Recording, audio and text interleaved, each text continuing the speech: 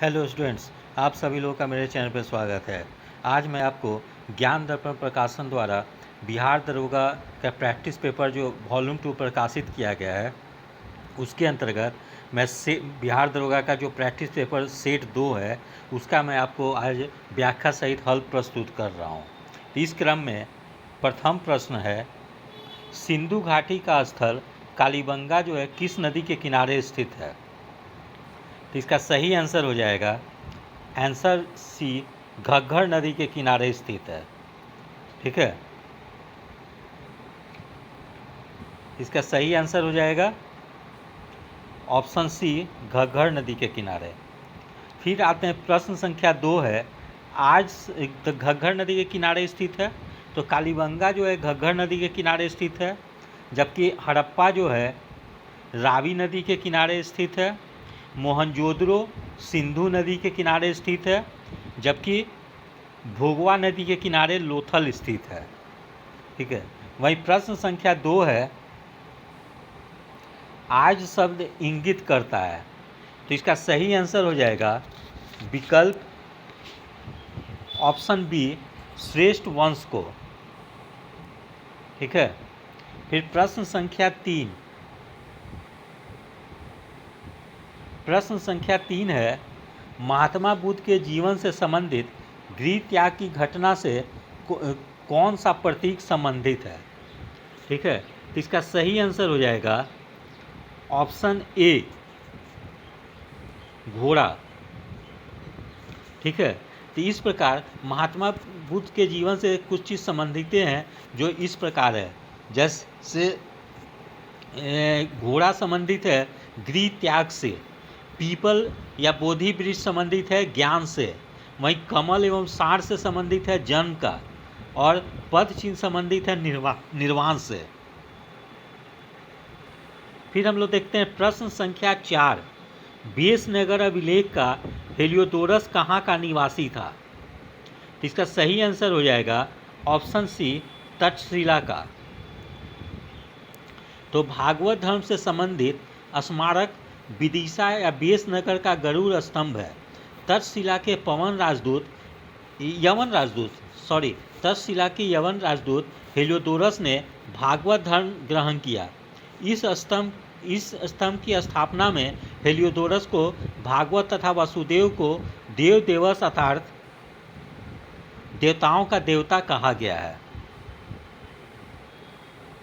प्रश्न संख्या 5, कौटिल्य का अर्थशास्त्र क्या है? इसका सही आंसर हो जाएगा इसमें से विकल्प डी, इनमें से कोई नहीं। तो कौटिल्य का अर्थशास्त्र जो है ये कौटिल्य या चाणक्य द्वारा मौर्य काल में रचित अर्थशास्त्र शासन के सिद्धांत से संबंधित है। ठीक है, इसका आंसर हो जाएगा विकल्प डी, क्योंकि ये इसमें दिया हुआ नहीं है और जो ऑप्शन है, तो शासन के सिद्धांत से संबंधित है कौटिल्य का अर्थशास्त्र। और चाणक्य की बचपन का नाम विष्णुगुप्त था।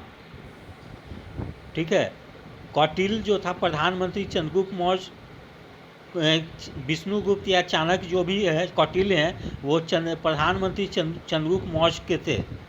चंद्रगुप्त मौर्य के काल में प्रधानमंत्री थे। और कौटिल्य का अर्थशास्त्र जो है 15 अधिकरणों में बटा था। यह पुस्तक राजनीतिक नीतियाँ पर प्रकाश डालता है। साथ ही कौटिल्य का अर्थशास्त्र की तुलना मैकियावेली के प्रिंस से की गई है। और कौटिल्य के अर्थशास्त्र में राज के सप्तांग सिद्धांत दिए गए हैं जो निम्नलिखित हैं। पहला है राजा, दूसरा अमात्य, तीसरा जनपद, चौथा दुर्ग, पांचवा कोष, छठा दंड और सातवां मित्र। ठीक है, फिर हम लोग देखते हैं प्रश्न संख्या 6, पालखेरा का युद्ध किस वर्ष हुआ था? इसका सही आंसर हो जाएगा ऑप्शन सी, 1728। तो 1728 ईस्वी में बाजीराव प्रथम ने निजामुल मुल्क को पालखेरा के युद्ध में पराजित किया। अतः दोनों के बीच मुंशी सी गांव की संधि हुई, जिसमें निजामुल मुल्क ने मराठों को चौथ एवं सरदेशमुखी देना स्वीकार किया।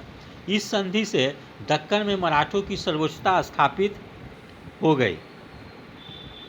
फिर हम लोग देखते हैं आगे प्रश्न संख्या 7,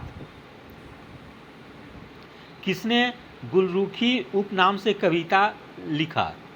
ठीक है, इसका सही आंसर हो जाएगा ऑप्शन ए, सिकंदर लोदी ने। तो सिकंदर लोदी ने गुलरुखी उपनाम से कविता लिखा। सिकंदर लोदी 1504 ईस्वी में राजस्थान के शासकों पर नियंत्रण कायम करने के लिए आगरा शहर की स्थापना की तथा अपनी राजधानी बनाया। उसने नाप का पैमाना गज सिकंदर आरंभ किया। फिर है प्रश्न संख्या 8, अमीर खुसरो किसके दरबार में थे? इसका सही आंसर हो जाएगा विकल्प ए, अलाउद्दीन खिलजी। तो दिए गए विकल्प में अमीर खुसरो अलाउद्दीन खिलजी के दरबार में थे। वैसे अमीर खुसरो निम्न शासकों के दरबार में रहा था, जैसे बलबन, कैकूबाद, जलालुद्दीन खिलजी, अलाउद्दीन खिलजी, मुबारक शाह, गयासुद्दीन तुगलक और मोहम्मद बिन तुगलक के दरबार में रहा। इस प्रकार अमीर खुसरो ने 7 सुल्तान का शासन देखा था। मोहम्मद बिन तुगलक के शासनकाल में 1325 ईस्वी में मृत्यु हो गई और अमीर खुसरो निजामुद्दीन औलिया का शिष्य था। प्रश्न संख्या 9, दिल्ली सल्तनत के किस वंश के शासकों ने सबसे कम समय तक शासन किया? इसका सही आंसर हो जाएगा ऑप्शन सी, खिलजी वंश के शासकों ने। तो दिल्ली सल्तनत के खिलजी वंश, जिनका शासनकाल था 1290 से 1320 तक में, सबसे कम समय तक शासन किया, जबकि तुगलक वंश के 1320 से 1412 सर्वाधिक समय तक शासन किया और गुलाम वंश के लोगों ने 1206 से 1290 ईस्वी तक शासन किया, जबकि सैयद वंश के शासकों ने 1414 से 1451 तक शासन किया और लोदी वंश के शासकों ने 1451 से 1526 ईस्वी तक शासन किया। फिर है प्रश्न संख्या 10, बहमनी राज का संस्थापक था? इसका सही आंसर हो जाएगा ऑप्शन डी, अलाउद्दीन हसन। तो बहमनी राज की स्थापना दक्षिण में अलाउद्दीन हसन ने किया था। इसका पूर्ववर्ती नाम जफर खां या हसन गंगू था और इसका शासनकाल था 1347 से 1358। इसने गुलबर्गा को अपनी राजधानी बनाया। फिर प्रश्न संख्या 11, भारत छोड़ो आंदोलन के दौरान गांधी जी को गिरफ्तार कर कहाँ के जेल में रखा गया? इसका सही आंसर हो जाएगा 11 का भी, पूना के जेल में रखा गया था। तो गांधी जी को भारत छोड़ो आंदोलन के दौरान गिरफ्तार कर पूना जेल में रखा गया और 7 अगस्त 1942 को बम्बई के ऐतिहासिक ग्वालियर टैंक में अखिल भारतीय कांग्रेस की बैठक में वर्धा प्रस्ताव या भारत छोड़ो की पुष्टि हुई और 8 अगस्त 1942 को प्रस्ताव पारित हुआ और 9 अगस्त 1942 को आंदोलन आरंभ हुआ। सभी प्रमुख नेताओं को ऑपरेशन जीरो आवर के तहत गिरफ्तार किया गया। फिर प्रश्न संख्या 12, सुभाष चंद्र बोस ने फॉरवर्ड ब्लॉक की स्थापना किस वर्ष की थी? इसका सही आंसर हो जाएगा ऑप्शन डी, अर्थात 1939 ईस्वी में। तो सुभाष चंद्र बोस ने फॉरवर्ड ब्लॉक की स्थापना 1939 ईस्वी में की थी। नेताजी सुभाष चंद्र बोस का जन्म 23 जनवरी 1897 को उड़ीसा के कटक में हुआ था। 1920 ईस्वी में भारतीय नागरिक सेवा से उत्तीर्ण हुए और वर्ष 1938 में हरिपुरा और 1939 ईस्वी में त्रिपुरी में कांग्रेस के अध्यक्ष बने। फिर है प्रश्न संख्या 13, 1946 के कैबिनेट मिशन का नेतृत्व किसने किया था? इसका सही आंसर हो जाएगा ऑप्शन सी, पैंथिक लॉरेंस ने। 24 मार्च 1946 को कैबिनेट मिशन भारत या दिल्ली पहुंचा। इसके अध्यक्ष भारत मंत्री लॉर्ड पैंथिक लॉरेंस थे तथा 2 अंश सदस्य स्टोफर्ड क्रिप्स जो कि अध्यक्ष थे बोर्ड ऑफ ट्रेड के तथा एबी जो कि नौसेना मंत्री थे। कैबिनेट मिशन ने त्रिस्तरीय शासन व्यवस्था को सुझाव दिया और कैबिनेट मिशन ने भारत के लिए संविधान सभा का विचार दिया। फिर है प्रश्न संख्या 14, संविधान सभा का पहला सत्र कब हुआ? इसका सही आंसर हो जाएगा ऑप्शन बी, 9 दिसंबर 1946। तो संविधान सभा का प्रथम बैठक 9 दिसंबर 1946 को हुआ। इसमें सच्चिदानंद सिन्हा को प्रथम अस्थायी अध्यक्ष चुना गया, जबकि 11 दिसंबर 1946 को संविधान सभा ने अपना स्थायी अध्यक्ष डॉक्टर राजेंद्र प्रसाद को चुना।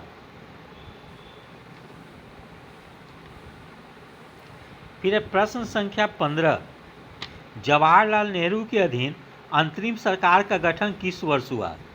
इसका सही आंसर हो जाएगा ऑप्शन सी, सितंबर 1946।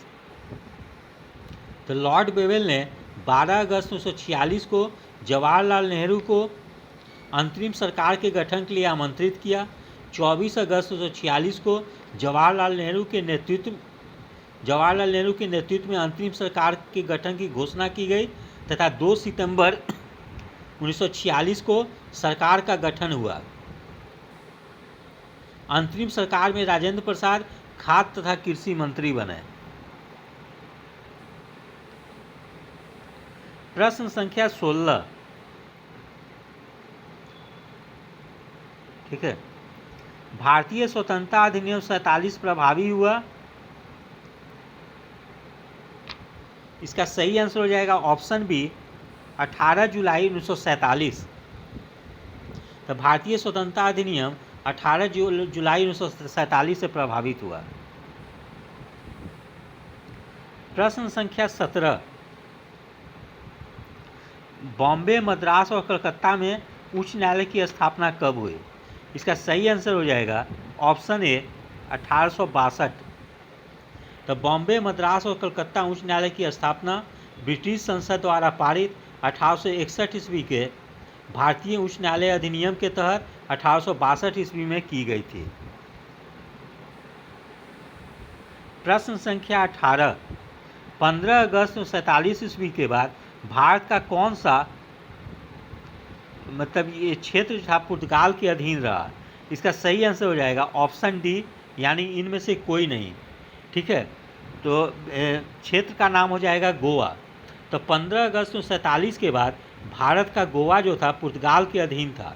1961 ईस्वी में गोवा पर सैन्य कार्रवाई करके भारत ने इस पर अधिकार कर लिया और 12वां संशोधन 1962 द्वारा संविधान की प्रथम अनुसूची में संशोधन कर गोवा, दमन और दीव का भारत के केंद्रशासित प्रदेश के रूप में शामिल किया गया।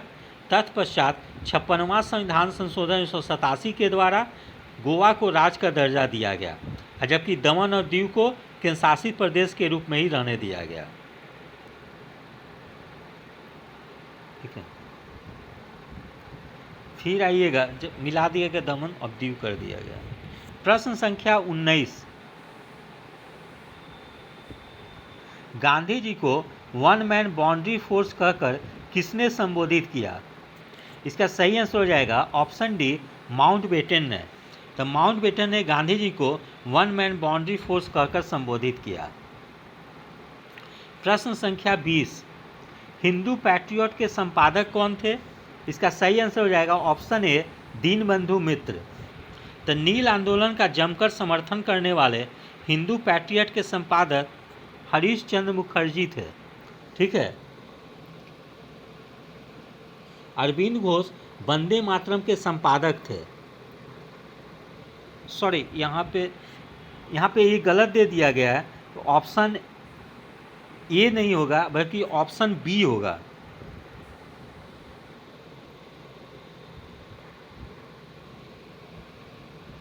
नहीं, ये ठीक है, इसका सही आंसर होगा ये, हरीश चंद्र मुखर्जी थे। तो नील आंदोलन का जमकर समर्थन करने वाले हिंदू पैट्रियट के संपादक हरीश चंद्र मुखर्जी थे। ठीक है,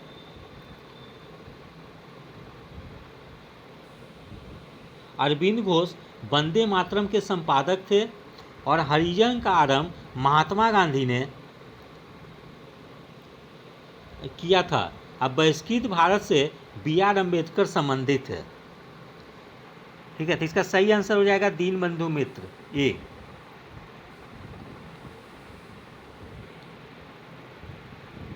फिर प्रश्न संख्या 21, निम्नलिखित में से कौन पंचायतों की संरचना के संबंध में उपबंध करने को अधिकृत है? इसका सही आंसर हो जाएगा ऑप्शन ए, राज्य का विधानमंडल। तो संविधान के अनुच्छेद 203 ग अंडर ब्रैकेट 1 के अनुसार राज्य का विधानमंडल पंचायतों की संरचना के संबंध में उपबंध करने को अधिकृत है। पंचायती राज राज्य सूची का विषय है। पंचायत का चुनाव कराने के लिए निर्णय राज्य सरकार द्वारा लिया जाता है। ग्राम स्तर के पंचायत क्षेत्र के निर्वाचक नामावली में पंजीकृत लोगों से मिलकर ग्राम सभा का गठन होता है। फिर हो गया प्रश्न संख्या 22, 73वां संविधान संशोधन का अभिपालन करने वाला प्रथम राज्य कौन सा है? ठीक है, इसका सही आंसर हो जाएगा ऑप्शन सी, मध्य प्रदेश। ठीक है, अब जैसे बहुत लोग हैं कि इस प्रश्न में राजस्थान अटेम्प्ट कर देते हैं, तो क्वेश्चन वो अलग है। एक पूछा था कि प्रथम पंचायती राज कहाँ लागू हुआ, किस राज्य में, तो राजस्थान के नौगौर में लागू हुआ। क्वेश्चन यहाँ वो नहीं पूछा जा रहा है। यहाँ पूछा जा रहा है कि 73वां संविधान संशोधन 93 के बाद उसको अभिपालन करने वाला प्रथम राज्य कौन था, तो मध्य प्रदेश। तो 73वां संविधान संशोधन का अभिपालन करने वाला प्रथम राज्य मध्य प्रदेश है।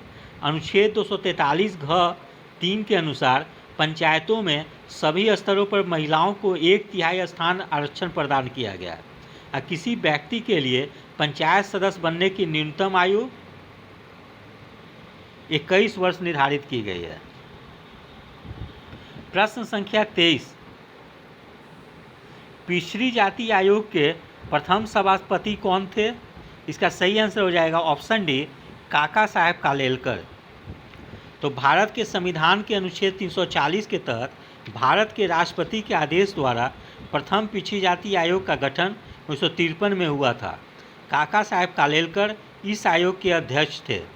वर्तमान में राष्ट्रीय पिछड़ा वर्ग आयोग के अध्यक्ष भगवान लाल सहनी हैं और पिछड़ा वर्ग आयोग को हाल में संवैधानिक दर्जा भी दे दिया गया है। फिर प्रश्न संख्या 24, निम्न में से कौन संयुक्त राष्ट्र की सुरक्षा परिषद का अस्थायी सदस्य नहीं है?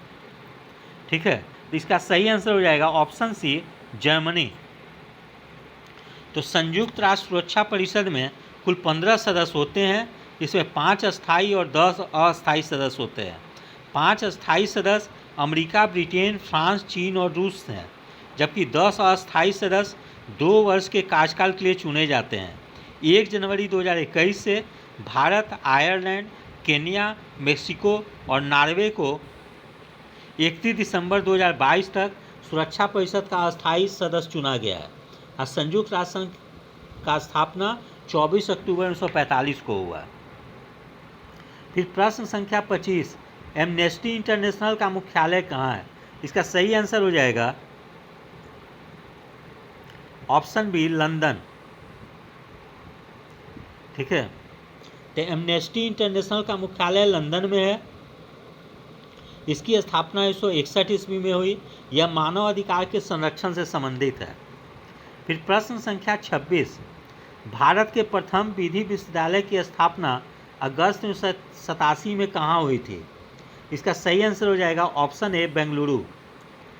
तो भारत के प्रथम विधि विश्वविद्यालय national law school of India university की स्थापना बेंगलुरु में 1987 ईस्वी में की गई थी।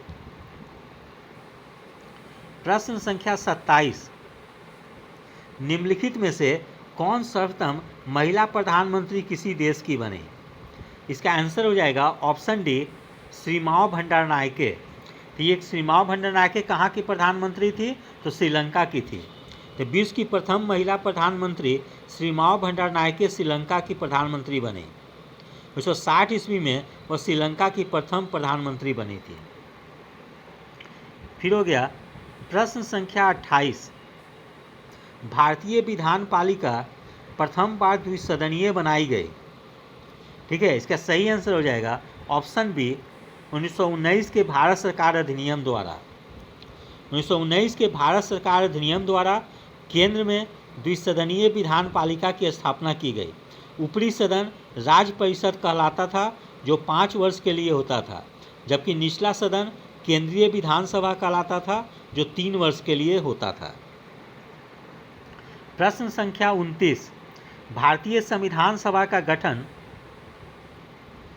किया गया था? इसका सही आंसर हो जाएगा ऑप्शन सी, कैबिनेट मिशन योजना 1946 के अंतर्गत। तो भारतीय संविधान सभा का प्रतिनिधित्व निर्वाचन के आधार पर गठन कैबिनेट मिशन योजना 1946 के अंतर्गत किया गया था। प्रश्न संख्या 30, निम्नलिखित में से कौन प्रांतीय संविधान समिति के अध्यक्ष थे? इसका सही आंसर हो जाएगा ऑप्शन ए, सरदार वल्लभ भाई पटेल। प्रांतीय संविधान समिति के अध्यक्ष सरदार वल्लभ भाई पटेल हैं। प्रारूप समिति के अध्यक्ष डॉक्टर भीमराव अम्बेडकर हैं। संघ संविधान समिति के अध्यक्ष जवाहरलाल नेहरू हैं। नियम समिति और संचालन समिति के अध्यक्ष डॉक्टर राजेंद्र प्रसाद हैं। प्रश्न संख्या 31, अमेरिका उपग्रह प्रक्षेपण केंद्र कहाँ स्थित है? इसका सही आंसर हो जाएगा ऑप्शन बी, केप कैनवेरल। ठीक है, तो केप कैनवेरल जो है वो उपग्रह प्रक्षेपण केंद्र अमेरिका के फ्लोरिडा राज्य में अवस्थित है। अमेरिका के पूर्व राष्ट्रपति जॉन एफ कैनेडी के नाम पर इसका नाम बदलकर केप कैनेडी कर दिया गया और बाद में इसका नाम पुनः केप कैनवेरल कर दिया गया। प्रश्न संख्या 32, बरमूडा त्रिभुज अवस्थित है? इसका सही आंसर हो जाएगा ऑप्शन सी, पश्चिमी उत्तरी अटलांटिक महासागर। तो बरमूडा त्रिभुज उत्तर पश्चिम अटलांटिक महासागर में मियामी, दक्षिण फ्लोरिडा, बरमूडा और प्यूर्टो रिको को मिलाकर बनने वाला त्रिकोणीय समुद्री क्षेत्र है। प्रश्न संख्या 33, निम्नलिखित में से कौन सा एक बंदरगाह विश्व के कॉफ़ी बंदरगाह के रूप में जाना जाता है? ठीक है, इसका सही आंसर हो जाएगा ऑप्शन डी, इनमें से कोई नहीं, अर्थात सैंटोस। तो सैंटोस को विश्व की सर्वाधिक कॉफ़ी का निर्यात किए जाने के कारण इसे कहवा पतन या कॉफ़ी बंदरगाह के रूप में जाना जाता है। प्रश्न संख्या 34, निम्नलिखित में संसार का सर्वाधिक व्यस्त महासागरीय मार्ग कौन सा है? तो इसका सही आंसर हो जाएगा ऑप्शन ए, उत्तरी अटलांटिक महासागर। तो विश्व का सर्वाधिक व्यस्त महासागरीय मार्ग उत्तरी अटलांटिक महासागर है। यह मार्ग उत्तरी अमेरिका और यूरोप के 2 औद्योगिक प्रदेश को जोड़ता है। फिर हो गया प्रश्न संख्या 35, निम्नलिखित में से कौन सा शहर सिगार उद्योग के लिए प्रसिद्ध है? ठीक है, इसका सही आंसर हो जाएगा ऑप्शन बी, हवाना। तो हवाना क्यूबा में है, यह सिगार उद्योग के लिए प्रसिद्ध है। जबकि अनसन चीन लौ व इस्पात उद्योग के लिए प्रसिद्ध है। डेट्रॉयट अमेरिका में है, ऑटोमोबाइल के लिए प्रसिद्ध है। जबकि नगोया जापान सूती वस्त्र के लिए प्रसिद्ध है।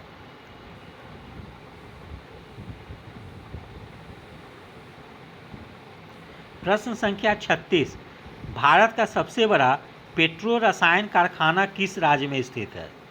इसका सही आंसर हो जाएगा ऑप्शन डी, गुजरात में। तो भारत का सबसे बड़ा पेट्रो रसायन कारखाना जामनगर गुजरात राज्य में स्थित है। प्रश्न संख्या 37, भारत में प्रथम जल विद्युत संयंत्र की स्थापना किस राज्य में की गई? इसका सही आंसर है ऑप्शन सी, पश्चिम बंगाल। तो भारत में प्रथम जल विद्युत संयंत्र की स्थापना 1898 ईस्वी में पश्चिम बंगाल के दार्जिलिंग के निकट सिद्रापोंग अथवा सिद्राबाग में हुई थी। इसके बाद दूसरा जल विद्युत गृह का जो था वर्ष 1902 ईस्वी में शिव समुद्रम कर्नाटक के निकट कावेरी नदी पर कोलार की सोने की खानों को बिजली देने के लिए बनाया गया। अब महाराष्ट्र के कोयना में जल विद्युत केंद्र स्थित है। राणा प्रताप सागर पर जल विद्युत केंद्र कोटा राजस्थान में स्थापित है। यह कनाडा के सहयोग से स्थापित किया गया है। प्रश्न संख्या 38, निम्नलिखित में से ऊर्जा का कौन क्षेत्र जो है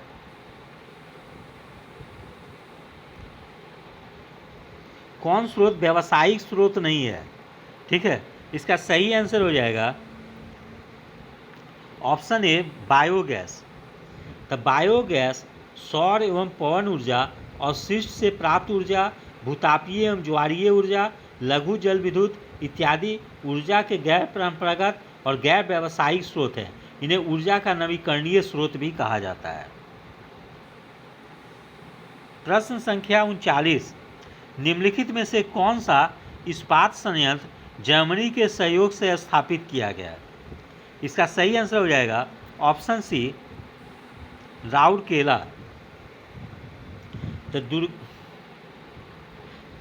तो दुर्गापुर पश्चिम बंगाल में अवस्थित है। इस्पात संयंत्र की स्थापना ब्रिटेन के सहायता से किया गया, जबकि भिलाई जो कि छत्तीसगढ़ में है, इस्पात संयंत्र की स्थापना तत्कालीन सोवियत संघ वर्तमान रूस की सहायता से स्थापित किया गया। जबकि राउरकेला जो कि उड़ीसा में स्थित है, इसका स्थापना जर्मनी के सहयोग से की गई। जबकि बोकारो इस्पात कारखाना तत्कालीन सोवियत संघ वर्तमान रूस के सहयोग से 1965 ईस्वी में स्थापित की गई।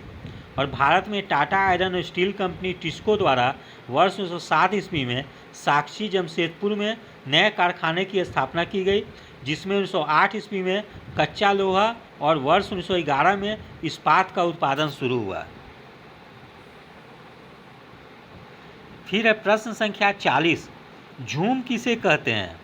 इसका सही आंसर हो जाएगा ऑप्शन सी खेती की पद्धति। तो झूम कृषि एक स्थानांतरित कृषि पद्धति है।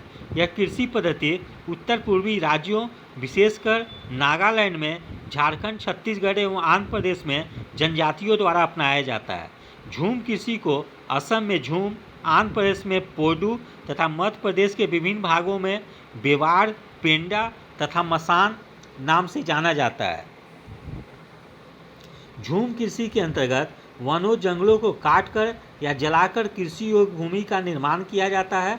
उस स्थान की उर्वरता समाप्त होने पर दूसरे स्थान पर यही प्रक्रिया पुनः अपनाई जाती है। झूम कृषि मुख्यतः उष्णकटिबंधीय वन प्रदेशों में की जाती है।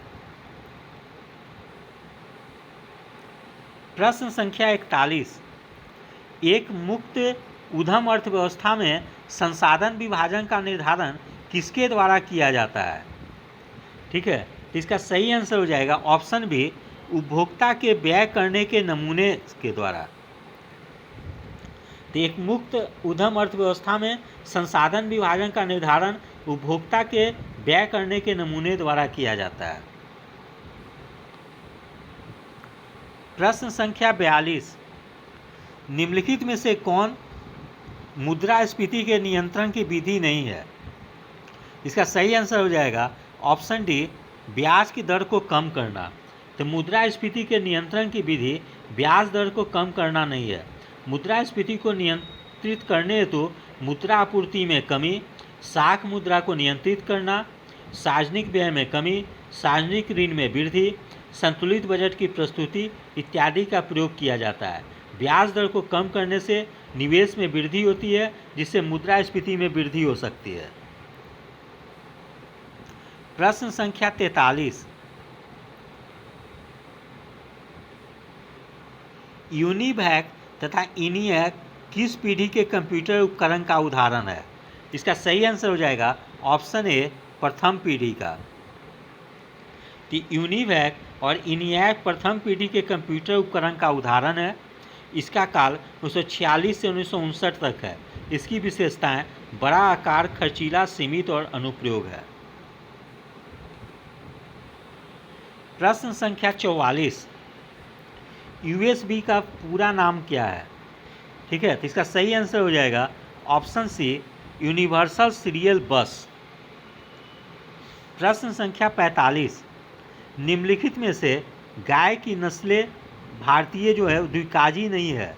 ठीक है, तो इसका सही आंसर हो जाएगा ऑप्शन सी लाल सिंधी। तो गाय की नस्लें जो है भारतीय में लाल सिंधी द्विकाजी नहीं है, बल्कि द्विधारू है, जबकि थारपाकर, कांकरेज, मेवाती द्विकाजी है।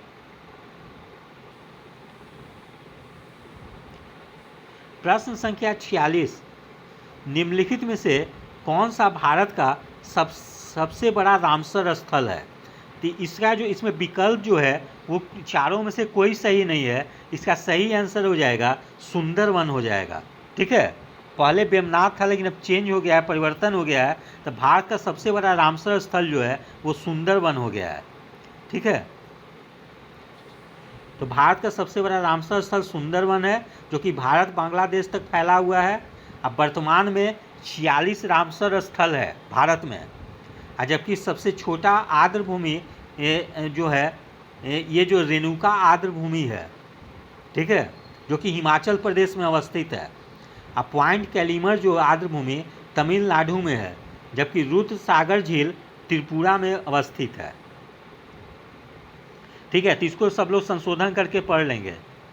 वहीं प्रश्न संख्या 47, निम्नलिखित में से कौन सी गैस ग्रीन हाउस प्रभाव में सर्वाधिक योगदान देती है? इसका सही आंसर हो जाएगा ऑप्शन डी, जलवाष्प। तो ग्रीन हाउस प्रभाव में सर्वाधिक योगदान देने वाली प्रमुख गैस जलवाष्प जो है 36 से 70%, कार्बन डाइऑक्साइड 9 से 26%, मीथेन 4 से 9%, ओजोन 3 से 7% है। जबकि नाइट्रस ऑक्साइड और कार्बन टेट्राफ्लोराइड भी ग्रीन हाउस गैसें हैं, परंतु इनका योगदान उपर्युक्त गैसों की अपेक्षा कम है।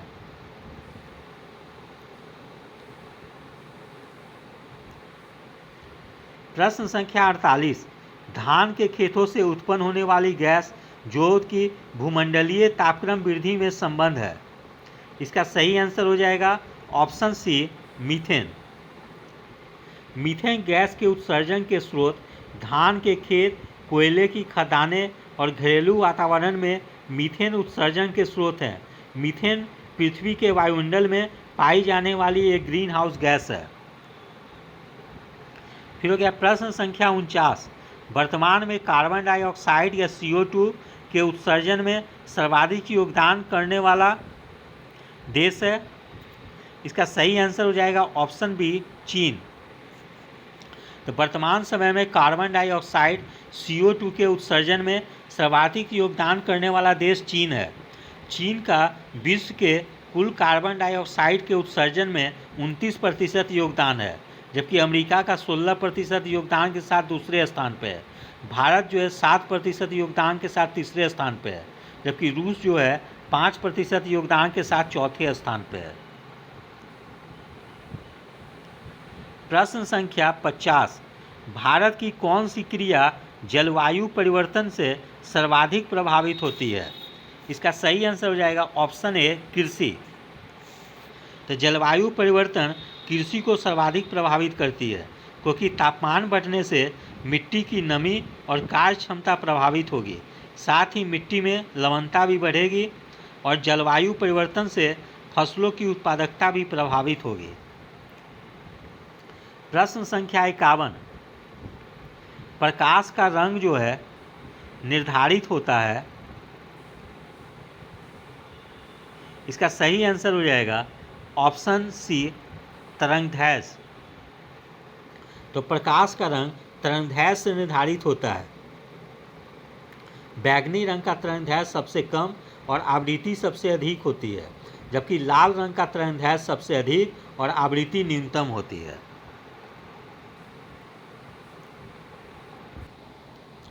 फिर हो गया प्रश्न संख्या 52। तो प्रश्न संख्या 52 है, मानव शरीर का समान तापक्रम 98.4 डिग्री फ़ारेनहाइट है। इसके बराबर सेंटीग्रेड में तापक्रम क्या है? तो इसका सही आंसर हो जाएगा ऑप्शन डी, 36.89। तो इसका फार्मूला होता है सेंटीग्रेड से फ़ारेनहाइट में बदलने का, C/5 बराबर 1 - 32/9। ठीक है, तो यहाँ सेंटीग्रेड निकालना है, सेंटीग्रेड में निकालना है, तो C/5 बराबर फ़ारेनहाइट का मान दिया गया है क्वेश्चन में 98.4 डिग्री। तो फ़ारेनहाइट के जगह पर 98.4 लिख देंगे और -32/9 आ जाएगा। इसी तरह से इसको कैलकुलेट करके सेंटीग्रेड का मान निकालेंगे तो वो 36.89 होगा, वही आंसर होगा।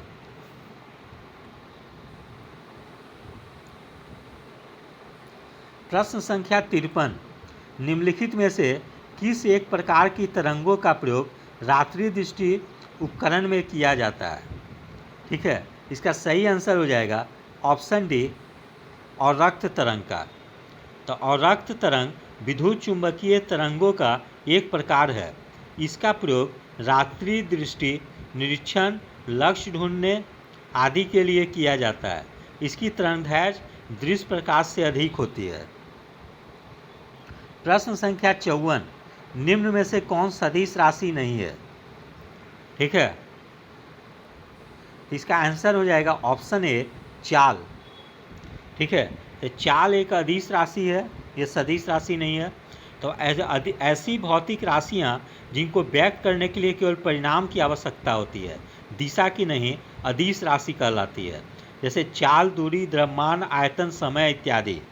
जबकि ऐसी भौतिक राशियाँ जिनको व्यक्त करने के लिए परिणाम के साथ साथ दिशा की भी आवश्यकता होती है, सदिश राशियाँ कहलाती है। जैसे बल, वेग, संवेग, विस्थापन, त्वरण, कोणीय वेग, चुंबकीय तीव्रता, विद्युत तीव्रता आदि।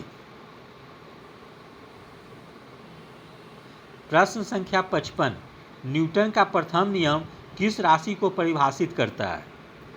इसका आंसर हो जाएगा ऑप्शन सी, बल। न्यूटन का प्रथम नियम बल को परिभाषित करता है। न्यूटन के प्रथम गति नियम के अनुसार सभी वस्तुएं अपनी यथास्थिति को बनाए रखने का प्रयास करती है, अर्थात अपनी स्थिति में किसी भी प्रकार के परिवर्तन का विरोध करती है। इसका अर्थ है जब तक वस्तुओं पर पर्याप्त बल ना लगाया जाए तब तक गतिमान वस्तु गति की अवस्था में तथा स्थिर वस्तु विराम की अवस्था में बनी रहती है। इस प्रकार वस्तुएं अपनी स्थिति को लेकर जड़ता प्रदर्शित करती है। इसलिए न्यूटन के प्रथम नियम को जड़त्व का नियम भी कहते हैं। ठीक है, फिर हो गया प्रश्न संख्या 56, जल का वाष्प में बदलना क्या कहलाता है? इसका सही आंसर हो जाएगा ऑप्शन बी, भौतिक परिवर्तन। तो जल का वाष्प में परिवर्तन, पानी में चीनी का घुलना भौतिक परिवर्तन का उदाहरण है। भौतिक परिवर्तन के अंतर्गत कोई वस्तु अपनी पुरानी अवस्था को छोड़कर नए रूप में परिवर्तित हो जाती है, लेकिन बाद में वह पुनः अपना वास्तविक रूप धारण कर लेती है।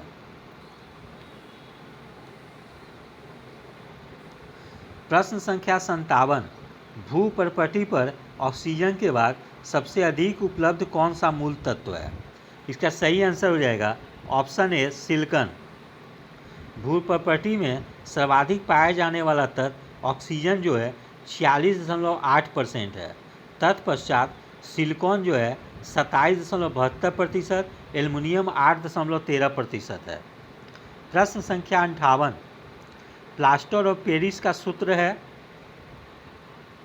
इसका सही आंसर हो जाएगा option D, CaSO4 half H2O। The plaster of Paris का रासायनिक सूत्र calcium sulphate hemihydrate CaSO4 half H2O है। यह जिप्सम का बना होता है। इसका उपयोग शल्य क्रिया में पट्टियों के रूप में होता है तथा इससे मूर्तियों तथा मूर्तियों के सांचे भी बनाए जाते हैं।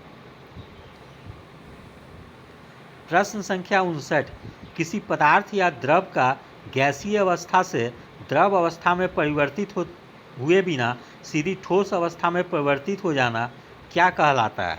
इसका सही आंसर हो जाएगा ऑप्शन सी, निक्षेपण।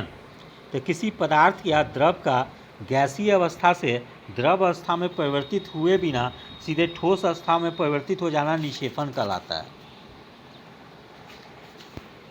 ठीक है, फिर आगे है, किसी तत्व या पदार्थ का द्रव अवस्था से गैसीय अवस्था में परिवर्तन वाष्पीकरण कहलाता है। कोई द्रव पदार्थ जिस ताप पर उबलने लगता है अर्थात गैसीय अवस्था में परिवर्तित होने लगता है, वह ताप उस द्रव का क्वथनांक कहलाता है। गैसीय अवस्था से द्रव अवस्था में परिवर्तन यह वाष्पीकरण के विपरीत प्रक्रिया है। वायु में उपस्थित जलवाष्प का जल बिंदुओं के रूप में परिवर्तित होना संघनन का प्रमुख उदाहरण है। ठीक है, किसी पदार्थ या द्रव का ठोस अवस्था से द्रव अवस्था में परिवर्तित हुए बिना सीधे गैसीय अवस्था में परिवर्तित हो जाना, ठोस कार्बन डाइऑक्साइड अथवा शुष्क बर्फ का गैस में बदलना एवं कपूर का जलना ऊर्ध्वपातन क्रिया का प्रमुख उदाहरण है। द्रव अवस्था से ठोस अवस्था में परिवर्तन हिमीकरण अथवा जमना है। जल का बर्फ में परिवर्तन अथवा ज्वालामुखी से निकलते तरल लावा का ठंडा होकर ठोस चट्टान में परिवर्तन हिमीकरण अथवा जमने का उदाहरण है। फिर हो गया प्रश्न संख्या 60। निम्नलिखित में से किसमें ऋणात्मक आवेश होता है? इसका सही आंसर हो जाएगा ऑप्शन बी, बीटा किरण। तो बीटा किरण में ऋणात्मक आवेश होता है।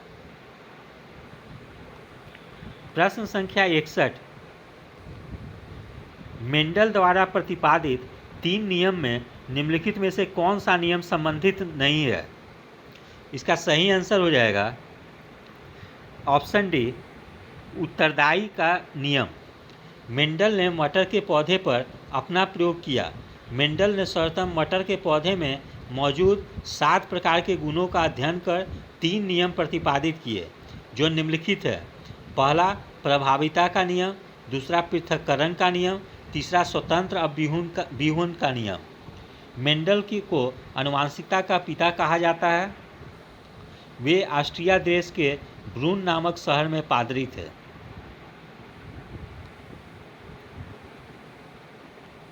प्रश्न संख्या 62। ग्लूकोज का सूत्र है। इसका सही आंसर हो जाएगा ऑप्शन डी, C6H12O6। तो ग्लूकोज का सूत्र है C6H12O6। ग्लूकोज एक सरल कार्बोहाइड्रेट है। यह जल,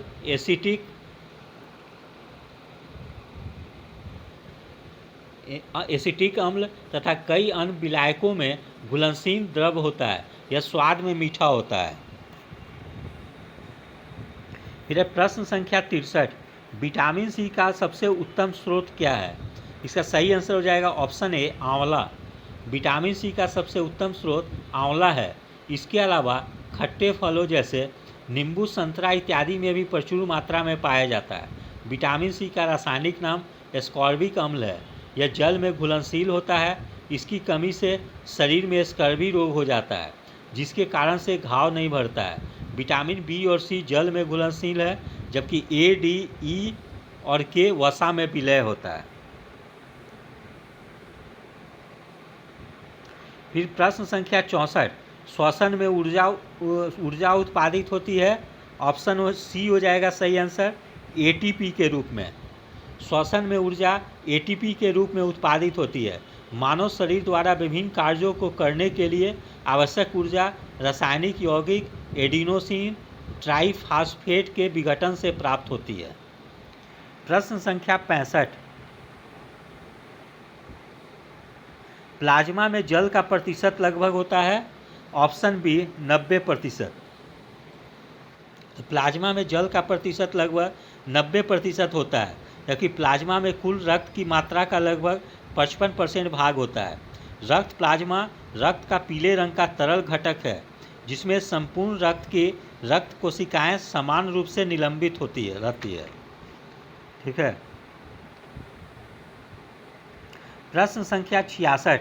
कौन सी ग्रंथि दुग्ध निष्कासन हार्मोन ऑक्सीटोसिन का स्रावन करती है? ठीक है। इसका सही आंसर हो जाएगा ऑप्शन सी, पीयूष ग्रंथि।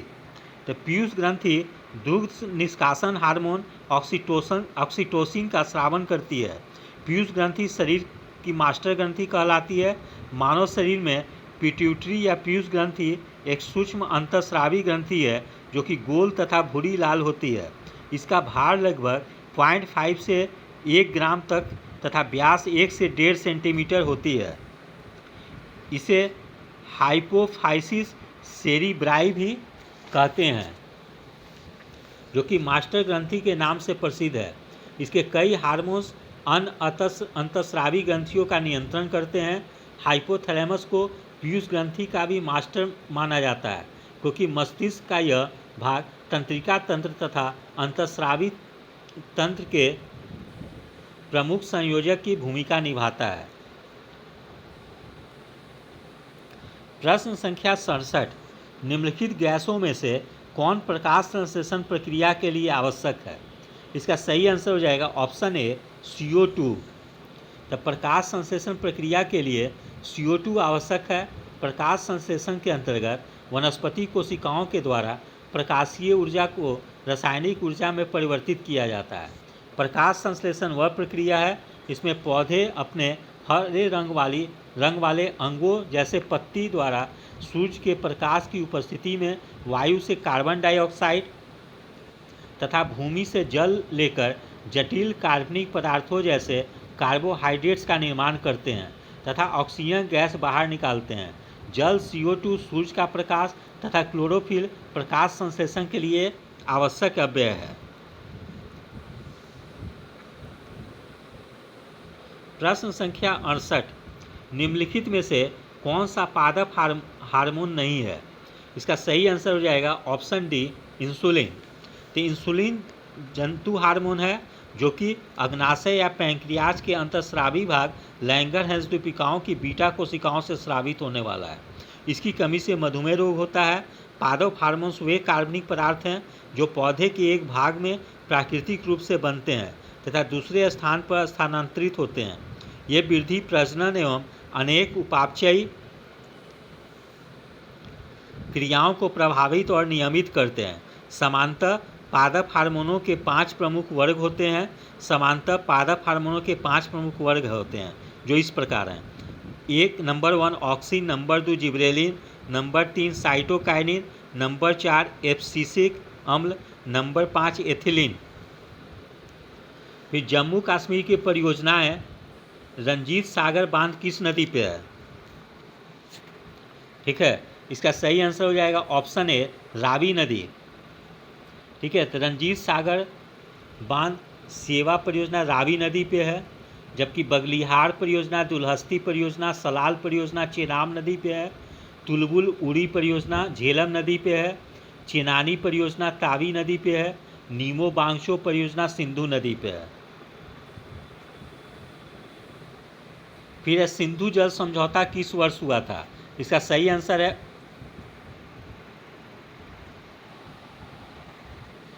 सिंधु जल समझौता किस वर्ष हुआ था? इसका सही आंसर है ऑप्शन ए 1960 में। तो भारत के प्रथम प्रधानमंत्री जवाहरलाल नेहरू और पाकिस्तान के राष्ट्रपति अयूब खान के बीच 19 सितंबर 1960 को संधि हुई थी। सिंधु और सतलज नदी का उद्गम जो है चीन में है।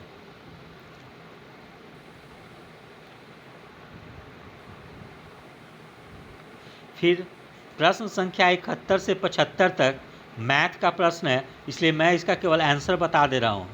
ठीक है, यदि आप लोग ये ज्ञान दर्पण का वॉल्यूम 2 बुक खरीदते हैं तो उसमें सॉल्यूशन भी अच्छी तरह से दिया हुआ है। इसलिए जिन लोगों को अगर मैथ में हेल्प लेना हो तो वो लोग ये पुस्तक को खरीद लेंगे, जिससे कि मैथ में भी उन लोगों को हेल्प मिले, साथ साथ जीके के अन्य प्रश्नों के अलावा। एक दुकानदार जो है अपने ग्राहक को किसी वस्तु के अंकित मूल्य पर 10% छूट देता है, फिर भी वह 26% लाभ प्राप्त करता है। यदि अंकित मूल्य 560 है तो क्रय मूल्य की गणना करें। इसका आंसर हो जाएगा ऑप्शन सी 400 रुपया। प्रश्न संख्या 72, दो संख्याएं एक तीसरी संख्या से क्रमशः 40% तथा 60% ज़्यादा है। प्रथम संख्या का द्वितीय संख्या से अनुपात क्या है? इसका सही आंसर हो जाएगा ऑप्शन डी 7:8। प्रश्न संख्या 73, एक बैग में 50 पैसे, 25 पैसे और 10 पैसे के सिक्के 5, 4 और 3 के अनुपात में है। यदि सिक्कों का कुल मूल्य 171 रुपया है तो प्रत्येक प्रकार का सिक्कों की संख्या क्या है? इसका सही आंसर हो जाएगा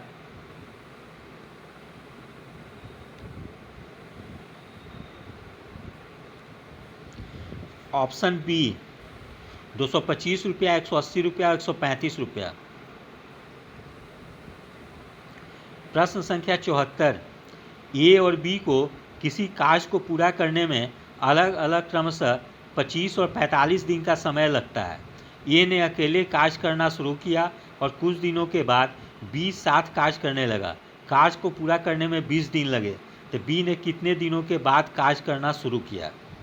ठीक है, तो इसका सही आंसर हो जाएगा ऑप्शन सी 11 दिन।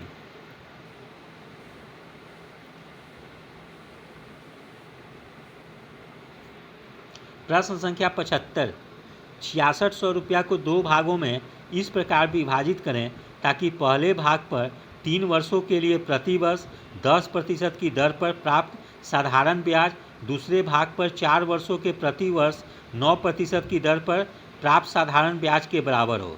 इसका सही आंसर हो जाएगा ऑप्शन ए 3600 रुपया और 3000 रुपया। ठीक है, फिर हो गया प्रश्न संख्या 76, बुकर पुरस्कार 2020 किसे दिया गया? इसका सही आंसर हो जाएगा डगलस स्टुअर्ट। साहित्य के क्षेत्र के वर्ष 2020 के बुकर पुरस्कार स्कॉटिश अमेरिकी फैशन डिजाइनर डगलस स्टुअर्ट को उपन्यास सुग्गी बेन के लिए दिया गया। वर्ष 2020 के मान बुकर पुरस्कार के लिए 6 उपन्यासों को अल्पसूचीबद्ध किया गया था। इसमें दुबई की भारतीय मूल की लेखिका औनी दोषी द्वारा रचित पहला ही उपन्यास बर्न्ड शुगर और भारत में गर्ल इन वाइट कॉटन के नाम से प्रकाशित हुआ है। प्रश्न संख्या 77, भारत के नए मुख्य सूचना आयुक्त किसे नियुक्त किया गया है? इसका सही आंसर है ऑप्शन डी यशवर्धन सिन्हा। तो केंद्रीय सूचना आयोग में सूचना आयुक्त के रूप में कार्यरत श्री यशवर्धन सिन्हा को अब देश के नए मुख्य सूचना आयुक्त नियुक्त हुए हैं। सूचना आयोग में मुख्य सूचना आयुक्त का कार्यकाल 3 वर्ष का होता है, किंतु कोई व्यक्ति अधिकतम 65 वर्ष की आयु तक ही इस पद पर रह सकता है। प्रश्न संख्या 78, हाल ही में सीन कॉनरी का निधन हो गया, वह किस क्षेत्र से संबंधित है? इसका सही आंसर हो जाएगा ऑप्शन ए फिल्म से। तो जेम्स बॉन्ड की भूमिका में विश्वविख्यात हुए स्कॉटलैंड के महान अभिनेता सीन कॉनरी का 90 वर्ष की आयु में निधन हो गया। जेम्स बॉन्ड की भूमिका निभाने वाले पहले अभिनेता थे। सीन कॉनरी के पश्चात रोजर मूर, पियर्स ब्रॉसनैन और डेनियल क्रेग ने भी जेम्स बॉन्ड की भूमिका बाद में निभाई थी। यान फ्लेमिंग ने 1953 ईस्वी में थ्रिलर कैसीनो रॉयल में जेम्स बॉन्ड का चरित्र निभाया।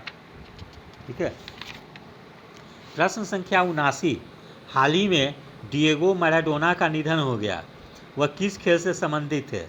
इसका सही आंसर हो जाएगा ऑप्शन सी फुटबॉल। तो अर्जेंटीना के महान फुटबॉलर डिएगो मैराडोना का निधन हो गया। उन्होंने 91 अंतर्राष्ट्रीय मैच खेले थे, जिनमें कुल 34 गोल उन्होंने किए थे। 1986 का विश्व कप जीतने में महत्वपूर्ण भूमिका अदा किया। इस विश्व कप में गोल्डन बॉल पुरस्कार के साथ साथ टूर्नामेंट के सर्वश्रेष्ठ खिलाड़ी का पुरस्कार भी उन्हें मिला था। प्रश्न संख्या 80, अमेरिका के भूतपूर्व राष्ट्रपति बराक ओबामा निम्नलिखित में से किस पुस्तक के लेखक हैं? इसका सही आंसर हो जाएगा option B a promised land. तो a promised land Barack Obama द्वारा लिखा गया है। The Ickabog JK Rowling के द्वारा लिखा गया है। Portraits of power NK Singh द्वारा। How to be a writer Ruskin Bond द्वारा। प्रश्न संख्या 81, आईपीएल 2020 में कुल कितनी टीमों ने भाग लिया था? ठीक है, तो आईपीएल 2020 में 20 के 13वें संस्करण में कुल 8 टीम ने भाग लिया। यह प्रतियोगिता 19 सितंबर से 10 नवंबर 2020 के बीच संयुक्त अरब अमीरात में दुबई, शारजा और अबू धाबी में हुआ। मुंबई इंडियंस ने दिल्ली कैपिटल्स को पराजित कर रिकॉर्ड 5वीं बार खिताब जीते। इससे 2013, 15, 17 और 19 में मुंबई इंडियंस आईपीएल की विजेता रही। इस वर्ष आईपीएल 13 में प्लेयर ऑफ द सीरीज का पुरस्कार राजस्थान रॉयल्स के ब्रिटिश खिलाड़ी जोफ्रा आर्चर को मिला। Fair play award Mumbai Indians को प्रदान किया गया। इस प्रतियोगिता की प्रायोजिक fantasy sports platform company Dream 11 इस वर्ष के आईपीएल 13वें की टाइटल प्रायोजक कंपनी थी।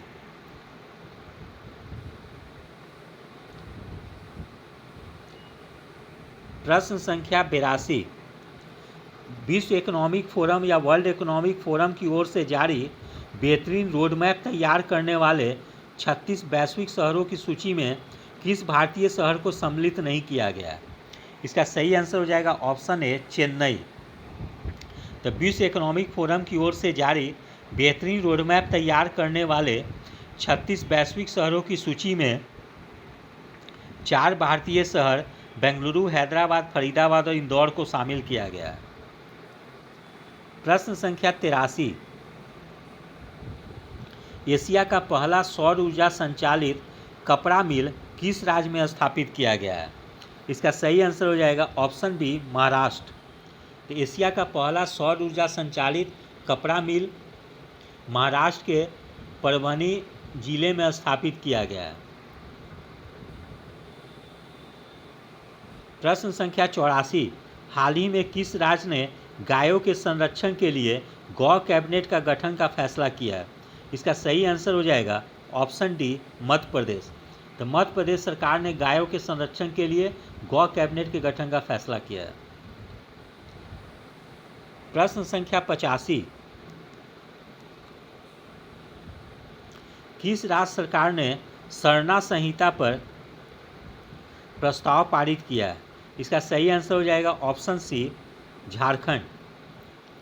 तो झारखंड विधानसभा ने सर्वसम्मति से 11 नवंबर 2020 को सरना संहिता पर एक प्रस्ताव पारित किया है।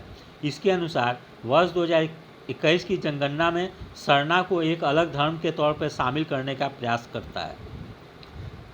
प्रश्न संख्या 86, हाल ही में किस राज्य सरकार ने भारत के सबसे लंबे single lane motorable suspension bridge का उद्घाटन किया गया?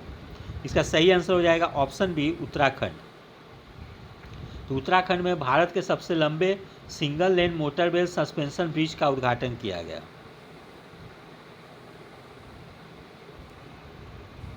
प्रश्न संख्या 87, किस देश ने मुक्त आकाश निगरानी संधि से खुद को हटा लिया है?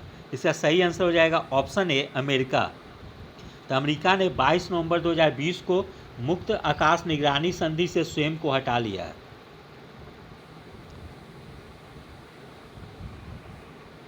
प्रश्न संख्या 88, बिहार विधानसभा चुनाव में जनता दल को कितनी सीटें प्राप्त हुई है?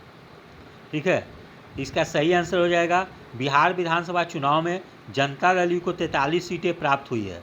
भाजपा को 74 सीटें, विकासशील इंसान पार्टी को 4 सीट, हिंदुस्तान अवाम पार्टी को 4 सीट, जबकि राष्ट्रीय जनता दल को 75, भारतीय राष्ट्रीय कांग्रेस को 19 स्थान प्राप्त हुआ है। नीतीश कुमार 7वीं बार बिहार के मुख्यमंत्री बने हैं। फिर प्रश्न संख्या 89, आसियान का 37वां शिखर सम्मेलन नवंबर 2020 में किस देश में हुआ? इसका सही आंसर हो जाएगा ऑप्शन बी, वियतनाम। तो आसियान का 37वां शिखर सम्मेलन वियतनाम की मेजबानी में वीडियो कॉन्फ्रेंसिंग के जरिए ऑनलाइन 12 नवंबर 2020 को संपन्न हुआ। इस सम्मेलन में भारत का प्रतिनिधित्व नरेंद्र मोदी ने किया। दक्षिण पूर्व एशिया का 10 देशों Indonesia, Malaysia, Singapore, Thailand, Philippines, Vietnam, Brunei, Cambodia, Myanmar और लाओस का संगठन है। इसकी स्थापना अगस्त 1967 को हुई। प्रश्न संख्या 90, G20 का बैठक 21-22 नवंबर 2020 को कहाँ संपन्न हुआ? इसका सही आंसर हो जाएगा ऑप्शन सी, रियाद में। तो G20 शिखर सम्मेलन 21-22 नवंबर 2020 को सऊदी अरब की राजधानी रियाद में संपन्न हुआ। G20 विश्व की प्रमुख विकसित एवं उभरती अर्थव्यवस्था का एक मंच है, जिसका गठन 1999 ईस्वी में किया गया था। इसका पहला सम्मेलन नवंबर 2008 में वाशिंगटन, अमेरिका में हुआ था। अब वर्ष 2023 ईस्वी में भारत में बैठक प्रस्तावित है।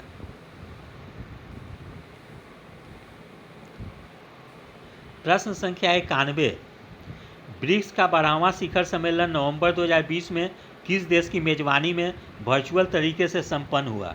इसका सही आंसर हो जाएगा ऑप्शन बी, रूस। तो 5 देशों के समूह ब्रिक्स, ब्राज़ील, रूस, भारत, चीन और दक्षिण अफ्रीका का 12वां शिखर सम्मेलन रूस की मेजबानी में 17 नवंबर 2020 को ऑनलाइन ही संपन्न हुआ। वर्ष 2019 में ब्राज़ील में हुआ था सम्मेलन और वर्ष 2021 में भारत में प्रस्तावित है। प्रश्न संख्या 92, एपेक शिखर सम्मेलन 2020 कहाँ संपन्न हुआ? इसका सही आंसर हो जाएगा ऑप्शन डी, मलेशिया। तो एशिया प्रशांत क्षेत्र के 21 देशों के समूह APEC, Asia Pacific economic cooperation का सम्मेलन मलेशिया की मेजबानी में 20 नवंबर 2020 को वर्चुअल तरीके से संपन्न हुआ। एपेक प्रशांत क्षेत्र ऐसे देशों का संगठन है जिनकी सीमाएं प्रशांत महासागर से मिलती है। 1989 ईस्वी में स्थापित इस संगठन का मुख्यालय सिंगापुर में है।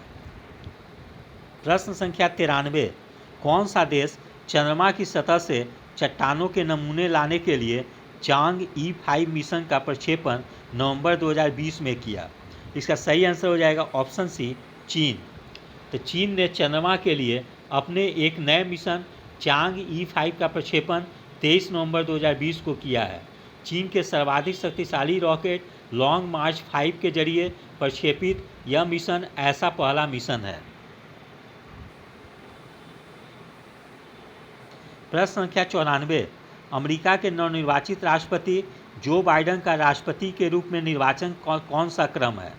इसका सही आंसर हो जाएगा ऑप्शन बी, 46वां। तो अमेरिका के नवनिर्वाचित राष्ट्रपति जो बाइडेन का राष्ट्रपति के रूप में निर्वाचन का क्रम 46वां है। वे डेमोक्रेटिक पार्टी से संबंधित हैं।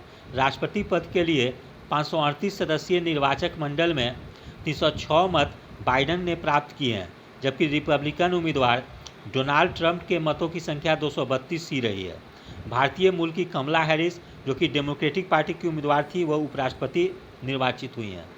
प्रश्न संख्या 95, नवंबर 2020 में राष्ट्रपति विद्या देवी भंडारी ने किसे नेपाली सेना के जनरल के मानद रैंक से सम्मानित किया? इसका सही आंसर हो जाएगा option D, general Manoj Mukund Naravane. भारतीय सेना प्रमुख जनरल मनोज मुकुंद नरवाने को 5 नवंबर 2020 को नेपाल में विशेष समारोह में नेपाल की राष्ट्रपति विद्या देवी भंडारी द्वारा नेपाली सेना के जनरल रैंक की मानद उपाधि से सम्मानित किया गया। जनरल मनोज मुकुंद नरवाने भारतीय सेना के 28वें प्रमुख हैं। प्रश्न संख्या 96, नवंबर 2020 में किस राज्य सरकार ने राष्ट्रीय जल पुरस्कार 2019 के तहत सर्वश्रेष्ठ राज्य श्रेणी में शीर्ष स्थान हासिल किया है? इसका सही आंसर हो जाएगा ऑप्शन सी, तमिलनाडु। तो नवंबर 2020 में तमिलनाडु सरकार ने राष्ट्रीय जल पुरस्कार 2019 के तहत सर्वश्रेष्ठ राज्य श्रेणी में शीर्ष स्थान हासिल किया है। प्रश्न संख्या 97, लॉस एंजलिस में होने वाली 93वीं एकेडमी अवार्ड्स के लिए भारत से किस फिल्म को चुना गया? ठीक है, इसका सही आंसर हो जाएगा ऑप्शन ए, जल्लीकट्टू। तो लॉस एंजलिस में होने वाली 93वीं एकेडमी अवार्ड्स 2021 के लिए भारत से जल्लीकट्टू फिल्म को चुना गया। जल्लीकट्टू एक मलयालम फिल्म है। प्रश्न संख्या 98, किस देश के प्रधानमंत्री को नोबेल शांति पुरस्कार 2021 के लिए नामित किया गया? इसका सही आंसर हो जाएगा ऑप्शन डी, इजराइल। इजराइल के प्रधानमंत्री बेंजामिन नेतन्याहू और अबू धाबी के क्राउन प्रिंस मोहम्मद बिन जायद अल नहयान को अपने देशों के बीच पारस्परिक रणनीतिक और राजनयिक संबंधों की स्थापना में उनके महत्वपूर्ण योगदान के लिए नोबेल शांति पुरस्कार 2021 के लिए नामित किया गया। प्रश्न संख्या 99, कैम्ब्रिज डिक्शनरी द्वारा किस शब्द को वर्ड ऑफ द ईयर 2020 के रूप में चुना गया है? इसका सही आंसर हो जाएगा ऑप्शन ए, क्वारंटाइन। तो कैम्ब्रिज डिक्शनरी द्वारा क्वारंटाइन शब्द को वर्ड ऑफ द ईयर 2020 के रूप में चुना गया है। प्रश्न संख्या 100, भारत के सुपर कंप्यूटर का क्या नाम है जिसने दुनिया में 500 सबसे शक्तिशाली सुपर कंप्यूटरों की भारत के 100वां प्रश्न है, भारत के सुपर कंप्यूटर का क्या नाम है जिसने दुनिया में 500 सबसे शक्तिशाली सुपर कंप्यूटरों की सूची में 63वां रैंक प्राप्त किया है? ठीक है, इसका सही आंसर हो जाएगा ऑप्शन बी, परम सिद्धि AI। तो भारत के सुपर कंप्यूटर परम सिद्धि AI है, जिसने दुनिया के 500 सबसे शक्तिशाली सुपर कंप्यूटरों की सूची में 63वां रैंक प्राप्त किया है। इस प्रकार मेरे द्वारा ज्ञान दर्पण द्वारा जो बिहार दरोगा का वॉल्यूम 2 प्रकाशित किया गया है, उसमें सेट 2 का कुल 100 प्रश्नों की श्रृंखला प्रस्तुत किया गया है। मैं उम्मीद करता हूं कि इस श्रृंखला से आप लोगों को काफ़ी लाभ होगा। ठीक है, यदि आप सभी लोगों को मेरा चैनल अच्छा लगा हो तो इसे लाइक शेयर और सब्सक्राइब करें। धन्यवाद।